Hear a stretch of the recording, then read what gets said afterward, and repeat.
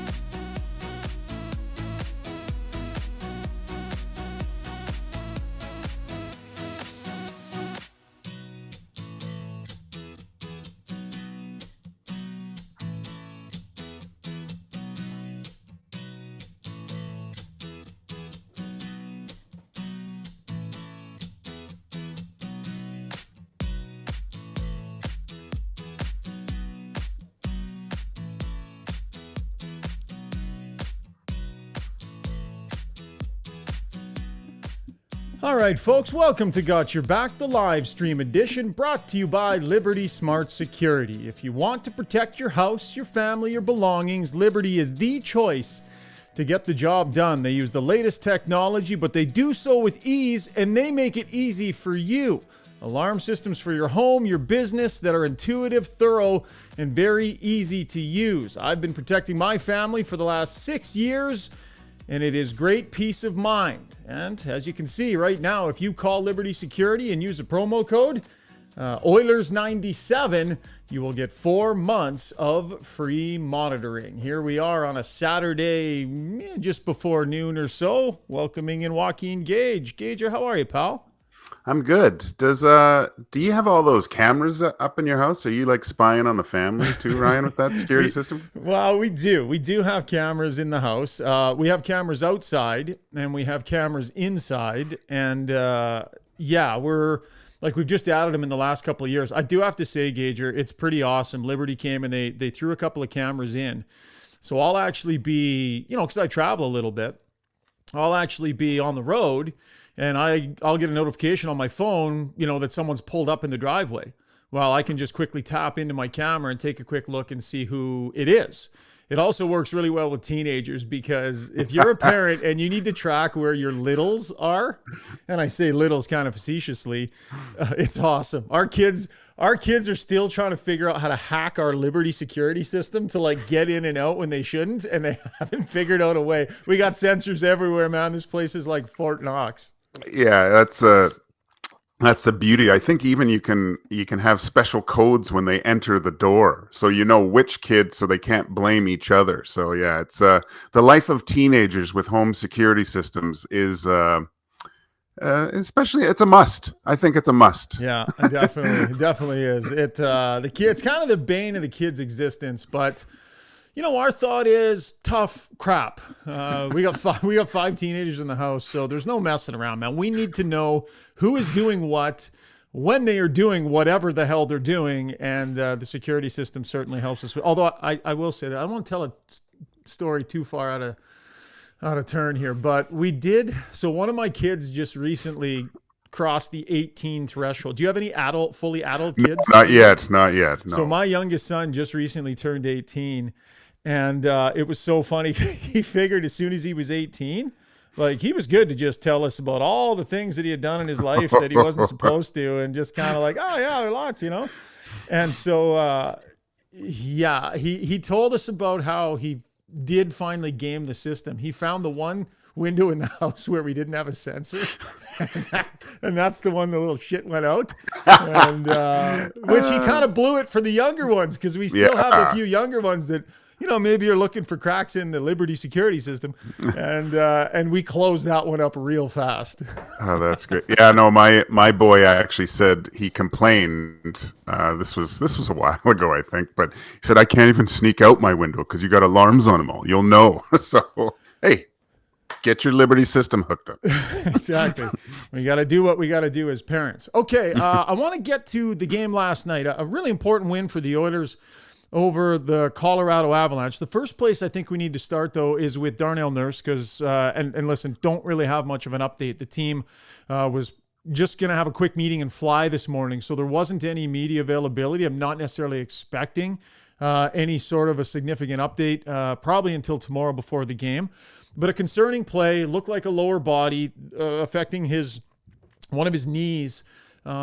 We'll get more information when we have it, Gager, but suffice it to say, if Darnell Nurse is missing for any period of time that involves playoff games, that's going to be a kick in the pills. Yeah, that's a tough one. Did you think it was a knee? I was at the broadcast. We had them looking at it. I thought it might have even been more of an ankle kind of situation. So yeah, could have been. But as you mentioned, look at the amount of minutes that he munches for this team and the job that he can do. That is very tough to replace, especially if you get into a situation where you might be getting into fourth, fifth, sixth periods of hockey where that's when he is most valuable, I think, because he just last year when he was counted upon most, he did a great job of shutting down the other team, I thought, in the extra time period. So hopefully this is just a blip in the radar. Yeah, we'll see. And again, we'll get an update here in the next day or so. My question is, did he get on the plane and did he go on the trip? And at the time we're doing this live stream, we don't have the answer to that. So we will have to wait and see. Okay, let's talk about the game specifically. And there's really no other place to start other than Evander Kane and his performance in that second period. How would you describe what you saw from Evander Kane in that middle frame, and knowing he has that in him, what that could mean for this team at playoff time? Looking at his game playing with Connor now, Ryan, there is more chemistry, I believe, that's developing between those two. And I mean, I think Louis DeBrusque said it on the broadcast yesterday, how when Connor has the puck, you see him, everyone's head is just uber focused on what he's doing, and it allows Kane to go to those kind of, like we hear of great goal scorers going to the soft areas and finding them, and he's done that on a consistent basis for the past. There's a few goals over the last few games that I've seen where he just gets in that spot and he knows Connor can get the puck to him. What I really find interesting now is Connor McDavid entering the zone. It's usually at 1,000,000 miles an hour, right. And last night was the first time I felt that Connor was actually slowing the game down and just bringing guys to him more and looking for that play to Kane. And I mean, I was very critical about the signing of Evander Kane, and yep. I have to eat some crow on this. I didn't think it would be a good idea, but he has surpassed everything that I thought that he would be capable of doing here. Like everyone said, he's a 20. The Oilers are getting a 20 goal scorer, and man, he goes out and does it in half a season. It's it's amazing. I think I made a joke on the broadcast last night that Oilers fans are going to have to start a GoFundMe page to pay for some of this contract that he might be getting. But great fit, great for him. Seeing the smiles on the bench and his camaraderie in his interview yesterday, saying he feels like he's on a team. It's so important going into this crucial time of the season. Here's Leon Draisaitl talking about the effect that Evander Kane has. He's a gamer. He shows up to big games. He shows up to play. He plays hard. He's got a unique skill set about him. Yeah, no question, unique skill set. So I want to dive into that skill set a little bit here, Gager, and talk about the effect that I think it might have had on this team. When he first arrived, when he was analyzing the team's game, one of the things he consistently said was, we need to be a little bit heavier on the forecheck. We need to be a little bit heavier on pucks. And he led by example. He was trying to do it. But I think that if the Oilers are going to get where they want to go, they need to do it. They needed to do it more as a group. And I really got the sense that Evander Kane was trying to drag more players into that fight. And I think that he has been successful. I think the example he sets, the way he, handles business, man, he stares people in the face. He's menacing. He's intimidating. When Evander Kane is on your team, you feel like you're a nasty team. And when you're part of a team like that, I just think everybody plays a little bit more intense in that way. And Mike Smith brought that up post-game. I'll let you listen. Playoff style hockey is what Evander's all about. And that's what, he gets in the trenches. He goes to the hard areas. He's not afraid to mix it up and stick up for his teammates and get involved physically. And that's what that's what playoff hockey is all about. It sucks people into the trenches and the battle. And obviously he's been a huge asset to our team and a big reason why we're having success right now. It sucks people into the trenches. I want to point to Evan Bouchard last night after Draisaitl got hit, standing in there, staring a guy in the eyes, going after him not once but twice, and standing there being willing to drop the gloves if he had to. I'm not saying that's because of Evander Kane. I'm saying this team is getting a little bit more grit. And I think that Kane probably has something to do with that. You? Oh, definitely. I think back to his first game, his first shift. And I don't know. I think it might have even been Petrie in Montreal where he finished his check. And it wasn't just a normal body check. It was hitting to punish a little bit, like trying to put your shoulder.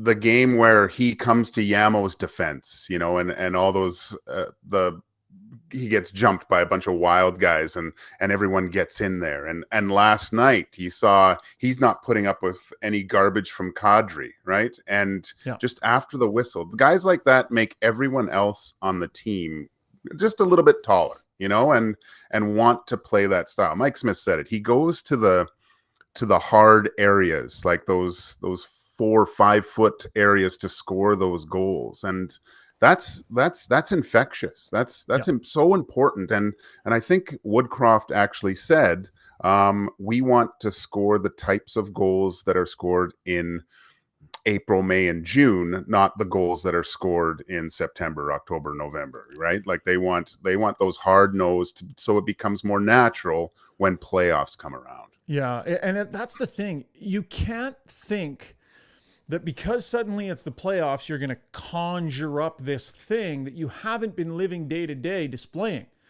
Yes, the playoffs can bring out a little bit in you. They can't all of a sudden, with a snap, make you a team that understands the moment where, oh, I need to react here. Oh, I need to step in here. Oh, my instinct tells me. You need to develop that as a group. The Oilers didn't have a lot of that before. I see more of it in their game right now. There's different ways in which they're displaying a willingness to do things that I believe are going to matter a tremendous amount in the playoffs. Here's Jay Woodcroft on that. There's different ways to be physical too, sticking up for a teammate, holding your ground in a scrum, going to hard areas. I think one of our most physical guys is maybe our smallest player in stature in Yamamoto, winning 50-50 puck battles, blocking a shot, making a play on the wall. I think we've seen great improvement over the last 2 months in that regard. Yeah, and I agree. I think that's just what we're talking about, Joaquin. And I mean, how much do you think that's going to benefit them come playoff time? Well, as you know, Ryan, I kind of have an unhealthy obsession with F1. Okay, so, and when I knew you were going to bring it up. I was going to try and get through this whole stream without talking F1, and I lost the over-under. Dusty and I made a bet. I lost the over-under. Okay, well, this is how I look at it, all right? Because you hear the drivers and principals talk about getting the car in the right window, right, for races. Yeah. And if I look at the Oilers, I believe that this team, if you look at the goaltending, you look on the improved 5-on-5 play, we'll probably talk about the special teams that happened last night. The Oilers have put their team in the right window for playoffs over the last few months here. Yeah. I've never been a fan of a team that goes through the whole season without a lot of adversity, and I mean the peaks and valleys that this team has gone through, from the highest from the start of the season to the lowest from Christmas time, and then getting that back, gaining that kind of experience and learning what type of team they actually have to be successful. I I don't want to get too excited because I know the playoffs are there's such emotion and it can be over as quick as it started, but I'm really excited to see what this team can do come now that they've clinched. Let's hear from Evander Kane on this last point, and then we will move on. I mean, you just look at our style of play, the way we're winning games. You look at a guy like Yamamoto winning battles against guys that are double his size, Warren Fogle, all through our lineup. Even Connor and Dry. You look at how heavy they are down low in the offensive zone. It breeds through the whole team when you see those guys doing that type of stuff. So. Yeah, lots of guys playing the right way. It's funny how often Yamamoto comes up when we talk about this. Gager, I've seen Kailer Yamamoto involuntarily get shoved out of a couple playoff series where he did what he could, but he was limited in what he could do just because of his size and the intensity going on around him. For the last few months, I've seen Kailer Yamamoto play the game in a way that tells me he's steeling himself for what's about to come. More grit, more tenacious energy, more pushback. It feels like Yamamoto knows what's coming and isn't going to let that happen again. Do you think you agree with that? Yeah, I look at Kyler's career so far, Ryan, and him, like when he came up first, and there's a maturation process, I believe, with players that you see over time, and it goes from, oh, you know what, I can play in the NHL to thinking I belong in the NHL. And I think that's what we've seen. It's taken a little bit of time. I was making jokes. I thought that Mikko Rantanen had the Kailer Yamamoto flu last night, right? Because the battles that like going up against a beast like him and winning some of those battles, right? And again, you hear, like you said it, there's so many guys are referring to him and his tenacity when he plays, and it's infectious. And he's just another type of guy that is bringing guys into the fight, because there's nothing gets you more fired up than seeing a battle when he goes in with a guy twice his size and winning that battle. It brings everyone up on the bench. Yeah, no question. We'll transition here to the next topic, but before we do, a reminder that today's live stream is brought to you by Liberty Security. If you want to protect your house and your family, Liberty is absolutely the choice. So next thing that I think we have to discuss here, Gager, is the penalty kill. So the penalty kill, I'm going to bring up a board here. We got all the bells and whistles on this show. Take a look at this. You probably can't see that. So the Oilers penalty kill, February 17th to March 15th, 31 for 45. They went on that run under Woodcroft where they could not get a kill to save their lives. Well, 22 for 22, the 7th to the 22nd of April, 6 for 6 against the Colorado Avalanche. They have fixed this very, very crucial problem. Man, that seeing the anticipation and the expertise of Leon Draisaitl last night was 5-on-3. Oh my gosh, man. And as a goalie, it's funny because when I was looking at our team on a 5-on-3, I was like, oh my gosh, gotta score here. Come on, guys. And if you don't, you just see the other team just get lifted up. And you could see when Leon was, you can't see it. I was at the game, but you could see it. When Leon was making those plays and intercepting those passes and getting them down, of course, the fans are getting into it. But guys on the bench popped up, and we're just, oh my gosh. And that can be more detrimental to a team if they do not score on the 5-on-3, whereas the team that kills it off, man, that lifts everyone up and gets them hyped. Yeah, and really critical. Like, the one thing I'll say about Woodcroft's tenure here is that it hasn't been perfect. Their record's fantastic, but there have been problems that have popped up along the way, as there always are. But is it just me, Gager, or is this not a team that seems better equipped and better able to deal with the problems that come up, both in the moment? So, for example, last night, bad first period. They fixed it and had a really good second period as opposed to staying in that zone they started in. That's in the small picture. In the big picture, the penalty kill was awful. They fixed it. Against the Minnesota Wild, that game they lost, it was about net front presence and board play on the wall. They fixed it. Those have been much better. This team troubleshoots, and I think that's hugely valuable. Well, I mean, repeating, what do they say? If you're doing the same things over and over, it's the definition of insanity, and you see the Oilers adjusting to certain situations. And I look at I that. think the saying is, the definition of insanity is doing the same things over and over, expecting different results. I think the same result. Like yeah. So or expecting the same. Yeah. I corrected you. And then, no. I was right. Hang on. We got to clarify this. Okay. Doing the same thing over and over again, expecting different results. That's the definition of insanity. Okay. Not the same results. You're right. Okay. And yeah, exactly. Right.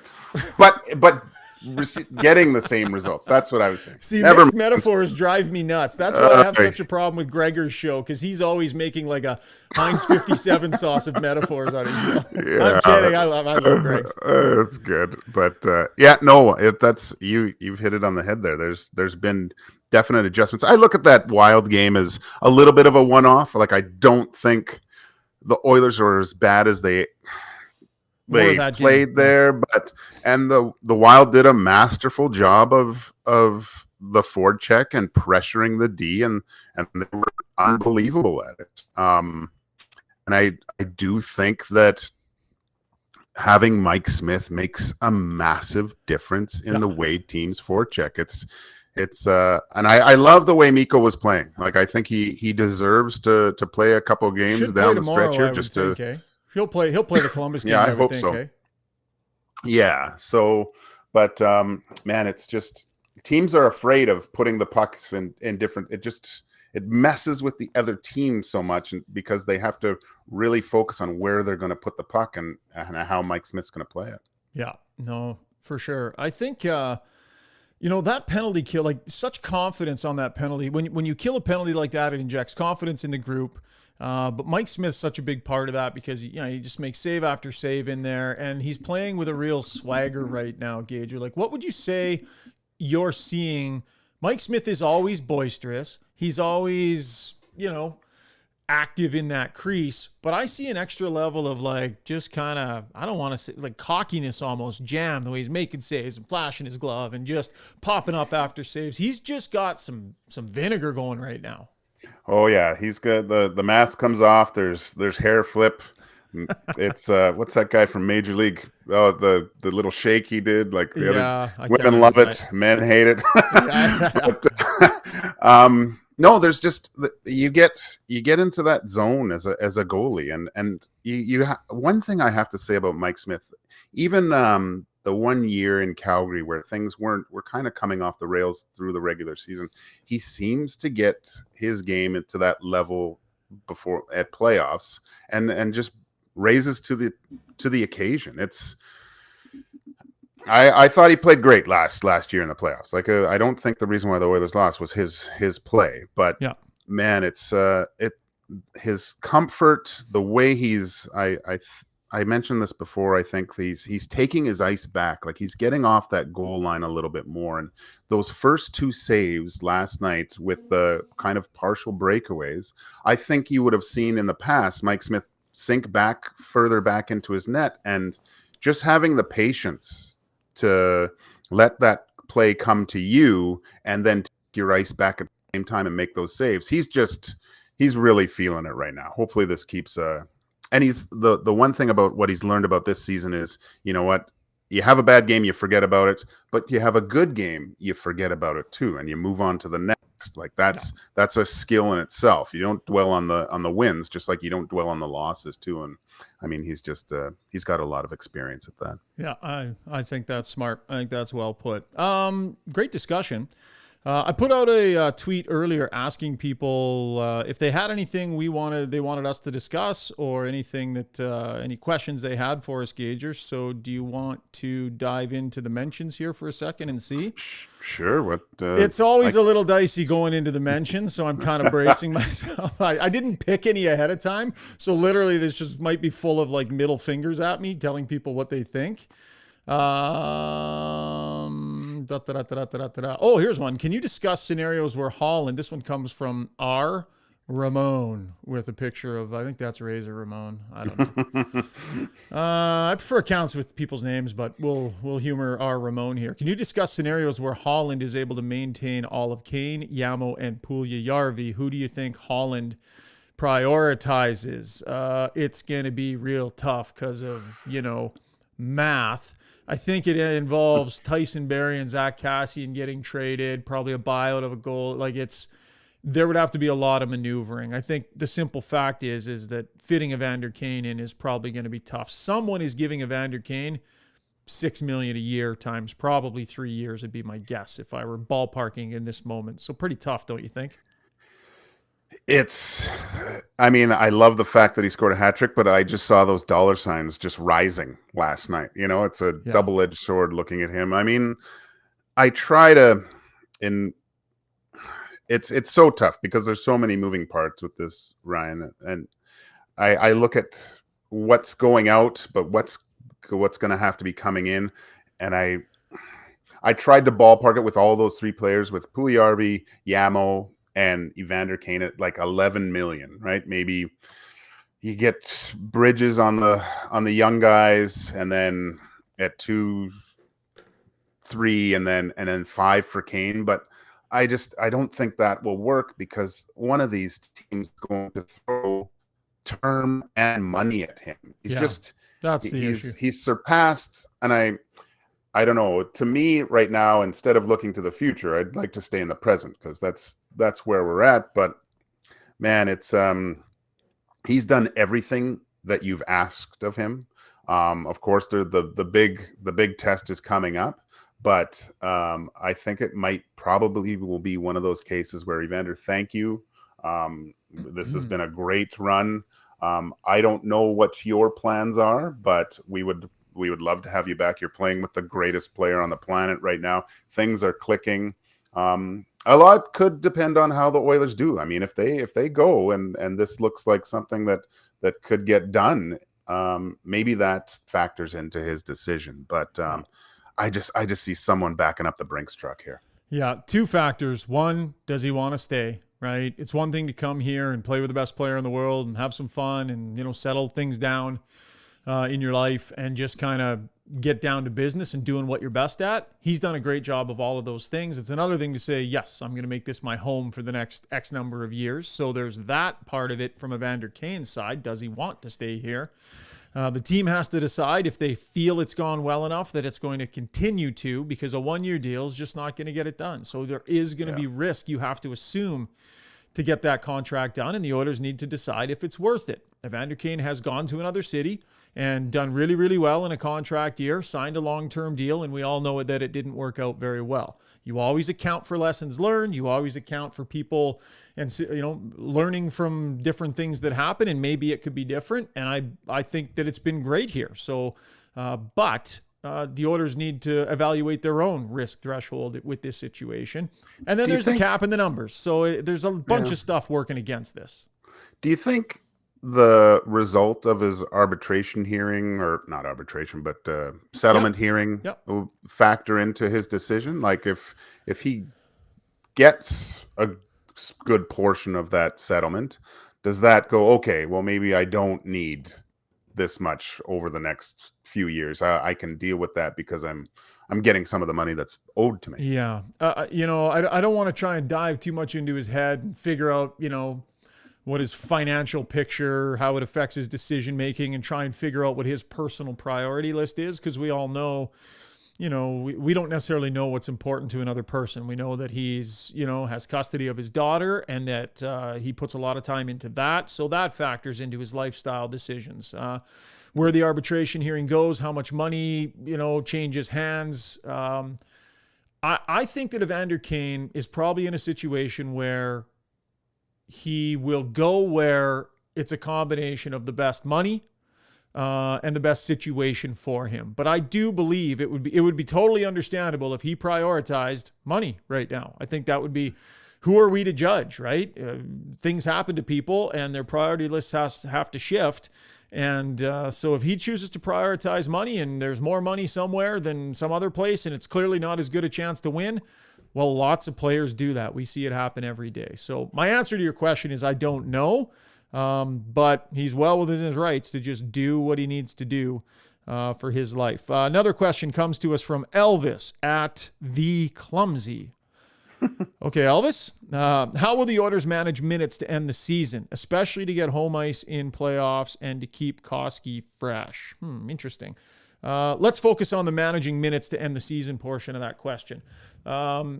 Got to land home ice, but I definitely think they're going to need to be careful with how they dole out ice time. I mean, we're seeing Toronto be extra careful with Austin Matthews. We're seeing it a little bit around the league. You probably have to be a little bit conservative once you get past that Pittsburgh game in particular. Yeah, I've always been, I mean, if you talk to the players, they'll probably give you the answer that we're going to play the same way all the time. But even at the first period, I thought the Oilers were quite tentative in that game, and it wasn't until they kind of, let's just play that it looked a lot better. When you get into that kind of, I just don't want to get injured, I just want to get through this, that's when bad stuff usually starts to happen, right? So I'm sure Coach Woodcroft is going to try, if he can, keep everyone involved, keep everything going. I mean, last 5 minutes of the game, if they're up 2 and it doesn't matter, I don't think you'll see 29 and 97 much, right? But just I would try to even these out as much as possible, and keeping in the back of your mind that home ice is a big deal. I don't know. Does home ice mean a lot? I mean, I know the Oilers' record at home is great right now, but they've been playing good on the road, I feel too. And just the swagger of this team, I really feel like they think they can beat anyone at this point. Yeah. Gager, thank you for doing this on a Saturday, my friend. I know you were all amped up this morning because of F1. Listen, I'm going to give you 40 seconds on my hockey podcast to tell me your thoughts about what we saw today in the sprint, because I know you are bursting at the seams, and then you can promote your podcast with Dusty, because I actually do listen and I do like it. So go, Gager, F1, go. Unbelievable maturation of Max Verstappen. I listened to the helmet cam with him and being relaxed and basically telling everybody that I've got this. Bottas had some great moves coming up into the pack. And Carlos Sykes, I mean, great for him after the disaster in qualifying and moving back up into fourth. And tomorrow's going to be interesting with Ferrari and Red Bull battling it out 1, 2, 3, and 4. I'm looking forward to tomorrow morning. I'm watching our Twitter feed. It's going down. It's going just down. Like, just crashing. That's okay. That's okay. It's all good. We have to let our guests be passionate on this show. My biggest regret, Gager, is that I didn't grab a screenshot of you on set last night, because, buddy, you were looking tight. Like, your suit was on point, my friend. Jeez, that's funny. Thank you for saying that, Ryan, because a lot of people on Twitter were not too impressed. Because that's a great place to go to gauge public opinion. I didn't know all those people worked at Vogue magazine. It's unbelievable. There was so many comments about that, but oh well. I think even my mom said, "What were you wearing?" Yeah. Well, Gager, you're doing a great job. Even though you're working for the quote under other guys, you're doing a great job on there, and we love seeing you. Thanks for doing this today. Okay, I'm going to try something technical here. You know what I'm going to try and do? People might want to watch because this might be a train wreck. I'm going to try and switch from a 2-shot of both me and you to just a single shot of me and the promo board. I think I figured out in my system how to do it, but I'm not 100% sure. So, Gager, I'm going to say bye to you. And all right, then buddy. When I say bye to you, your mic will still be live. So if you want to stay on, you can kind of screw me up here, but I'm going to go to a single shot, and let's just see if this works. Gager, thanks, buddy. And through. Right. Oh, we did it. We did it. Gager, you're gone. Can you still hear me? Oh, yeah, I can hear you. That means I didn't do something completely right. Okay, well, you just need to hang up your internet. Okay. Thanks for joining me. We'll do it again. A reminder, folks, the live stream today presented by Liberty Smart Security. I've been using Liberty for 6 years to protect my family. It's a great intuitive system. The technology is really cool. I encourage you to check it out. It's cheaper than you would think to have a monitored home security system. And as you can see, they got a really nice promo that they hooked me up with for this live stream. Give them a call, 1-866-926-7233, and you will get 4 months of monitoring free. So you can go all in on a big system, or you can just put in the basics. But if you have the monitoring and you have issues, and we have had to use it, it works. It's cool. It's like a little angel on your shoulder. So our thanks to our title sponsor here of the live stream, Liberty Smart Security. Thanks for giving us some time. I appreciate the support on both the podcast and here on the live stream. We're having so much fun doing it. I don't know. I think it's okay. I'm happy with it to this point. Let me know what you think. Subscribe if you get a chance on iTunes, on YouTube. We're kind of all over the place. So throw us a subscribe, throw us a review, good or bad. Throw us a review on iTunes. We would definitely appreciate that. Oilers in Columbus on Sunday afternoon. Struddy and I will break it all down with a full production episode of Got Your Back podcast on Monday morning. Thanks for checking us out, folks. Appreciate your participation. Talk to you soon. Oh, that worked too. Got to the full page board.